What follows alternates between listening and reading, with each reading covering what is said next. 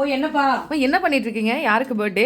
பர்த்டேலாம் இல்ல கண்ணே, நம்ம ஏர் ஃப்ரையரை வச்சு சூப்பரான ஒரு கிரிங்கிள் டாப்போட ஒரு ஃப்ரஜ்ஜி ப்ரௌனி பண்ணலாம் அப்படின்னு சொல்லி ஐடியா பண்ணிட்டு இன்னைக்கு நான் அதை கரெக்டா பண்ணிருக்கேன். இங்க வா காட்டுறேன். இங்க பாரு, நல்ல ஒரு கிரிங்கிள் டாப் மேல வந்துருச்சு.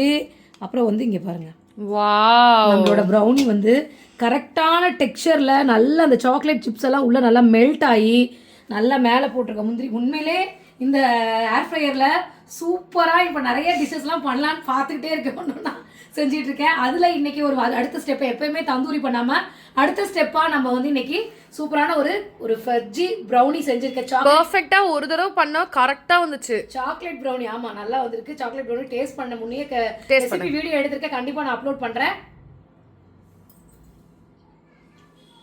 வாவ், சூப்பர்ப்பா. இப்போ செம்மையா இருக்குப்பா. நீங்க இந்த மாதிரி ட்ரை பண்ணி பாருங்க நண்பர்களே. வாங்க சாப்பிடலாம். உண்மையிலே இங்க வந்து காட்டுங்க டெக்ஸ்சர். இங்க பாருங்க, ஒரு காலத்துல ப்ரௌனியா தான் செஞ்சுட்டு இருக்கோம். அதே மாதிரி உண்மையிலே இந்த ப்ரௌனி சாக்லேட் ப்ரௌனி கரெக்டான டெக்ஸ்சர்ல வந்திருக்கு. நான் நாளைக்கு இது ரெசிபி அப்லோட் பண்றேன். இன்னைக்கு நைட் இந்த இது ரெசிபி செஞ்சு பார்த்துட்டு நல்லா இருக்கான்னு சொல்லுங்க பார்க்கிறதுக்கு. ஓகே வாங்க சாப்பிடலாம்.